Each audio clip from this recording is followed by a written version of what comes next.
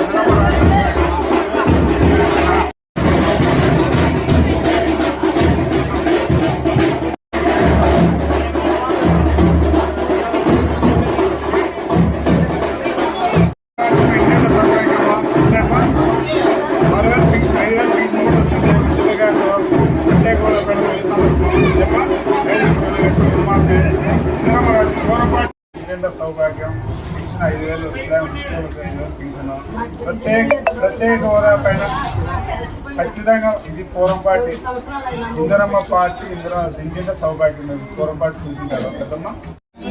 ఈరోజు ఇంటింటికి కాంగ్రెస్ అని కాంగ్రెస్ పార్టీ ప్రచారం ఈరోజు కదిరి పట్టణంలో 9వ వార్డులో ప్రారంభించడం జరిగింది. ప్రజల నుంచి మంచి స్పందన లభిస్తూ ఉన్నది. ఈ సందర్భంగా ప్రజలందరూ కూడా కాంగ్రెస్ పార్టీ అధికారంలోకి వస్తేనే చాలా బాగుంటుంది, తెలుగుదేశం పార్టీకి వైఎస్ఆర్ పార్టీకి ఓట్లు వేసి మోసపోయి విసిగిపోయిన వస్తూ ఉన్నది. కాంగ్రెస్ పార్టీ అధికారంలోకి వస్తే ఏవైతే నల్ల చట్టాలను ఈ యొక్క భారతీయ జనతా పార్టీ, తెలుగుదేశం పార్టీ, వైఎస్ఆర్ పార్టీలు కలిసి దీన్ని అమల్లోకి తెచ్చాయో ఈ నల్ల చట్టాలను కాంగ్రెస్ పార్టీ వచ్చిన వెంటనే దీన్ని రద్దు చేస్తామని చెప్పి కాంగ్రెస్ పార్టీ వ్యక్తిగా నేను తెలియజేస్తూ ఉన్నాను. అదేవిధంగా ఈరోజు వైఎస్ఆర్ కాంగ్రెస్ పార్టీ, తెలుగుదేశం పార్టీలు రెండు కూడా మాకు ఓట్లు వేయండి అని చెప్పి మైనార్టీల దగ్గరికి, గిరిజనుల దగ్గరికి, దళితుల దగ్గరికి మరి పోయి వెళ్తూ అడుగుతున్నారు. నల్ల చట్టాలను తీసుకొచ్చిన మీరు నల్ల చట్టాలను రద్దు చేసే దమ్ము మీకుందా? నరేంద్ర మోడీని వ్యతిరేకించి ఈ రాష్ట్రంలో మేము అమలు చేయమని చెప్పే దమ్ము వైఎస్ఆర్సీపీ అభ్యర్థికి ఉందా? మీ జగన్మోహన్ రెడ్డితో ఈ నల్ల చట్టాలను మేము వ్యతిరేకిస్తాము అని చెప్పించే దమ్ము ఉందా అని ప్రశ్నిస్తున్నాను. ఫస్ట్ ఈ మాటలు చెప్పి మైనార్టీల వద్ద ఓట్లు అడగాలని చెప్పి తెలియజేస్తున్నా. అదేవిధంగా బాబాసాహెబ్ గారి యొక్క విగ్రహాలను భారతీయ జనతా పార్టీ అధికారంలోకి వస్తే మేము దాన్ని అన్ని కూడా పగలగొడతామని చెప్తున్నారు. అమిత్ షా నిన్నలా మొన్న మాట్లాడుతూ ఎస్సీ, ఎస్టీ, బీసీ రిజర్వేషన్ల అన్నింటినీ కూడా మా పార్టీ అధికారంలోకి వస్తే రద్దు చేస్తాము, రాజ్యాంగాన్ని మారుస్తామని చెప్తూ ఉన్నారు. ఇవన్నీ చూస్తూ ఉంటే భారతదేశం కొన్ని దశాబ్దాల వెనక్కి వెళ్ళిపోయేటువంటి అవకాశం ఉంది. దేశమంతా చిన్న భిన్నమైపోయేటువంటి అవకాశం ఉంది. వీళ్ళ యొక్క నీచ రాజకీయాలకు, మతతత్వ రాజకీయాలకు ఫుల్ స్టాప్ పెట్టాల్సినటువంటి అవసరం ఉందని చెప్పి తెలియజేస్తున్నా. ప్రజలందరూ కూడా ఎవరు భయపడాల్సినటువంటి అవసరం లేదు. భారతీయ జనతా పార్టీ ఈ దేశంలో మరొక్కసారి అధికారంలోకి వచ్చే ప్రసక్తే లేదు. దాన్ని కేవలం ఈ దేశంలో భారతీయ జనతా పార్టీని అడ్డుకుండే హక్కు, సత్తా, దమ్ము అది కేవలం కాంగ్రెస్ పార్టీకే ఉందని చెప్పి తెలియజేస్తున్నా. అదేవిధంగా ప్రజలందరూ కూడా కాంగ్రెస్ పార్టీకి తోడుగా నిలబడాలని చెప్పి తెలియజేసుకుంటున్నాను. జై కాంగ్రెస్. కాంగ్రెస్ పార్టీ కది నియోజకవర్గ ఎమ్మెల్యే అభ్యర్థిగా పోటీ చేస్తున్న నన్ను కదిరి నియోజకవర్గ ప్రజలందరూ కూడా ఓట్లు వేయించి అఖండమైనటువంటి మెజారిటీతో గెలిపించాలని కోరుకుంటూ, నేను గనక ఎమ్మెల్యేగా ఈ యొక్క శాసనసభకు గన వెళితే 175 మంది ఎమ్మెల్యేలు చేయలేనటువంటి పనిని 175 మంది ఎమ్మెల్యేలు మాట్లాడేటువంటి మాటల్ని దళితుల కోసం, గిరిజనుల కోసం, మైనార్టీల కోసం, బీసీల కోసం గళం విప్పుతా. ఎవరితో భయపడే ప్రసక్తి లేదు. నా మీద కేసులు లేవు, నా వద్ద బ్లాక్ మనీ చేసేటువంటి దందాలు లేవు. ఒక సామాన్యమైన వ్యక్తిగా జీవనం కొనసాగుతున్నటువంటి నేను, నాకు ఎటువంటి బ్రేకింగ్ పాయింట్స్ లేవు కాబట్టి ప్రజల కోసం నేను అండగా నిలబడతానని చెప్పి తెలియజేసుకుంటున్నా. అదేవిధంగా కదిరి నియోజకవర్గానికి ఏం అవసరం ఉన్నాయో ప్రతి ఒక్కటి కూడా అభివృద్ధి చేసి చూపిస్తానని చెప్పి ఈ సందర్భంగా తెలియజేసుకుంటూ సెలవు తీసుకుంటున్నాను. నమస్తే. జై కాంగ్రెస్.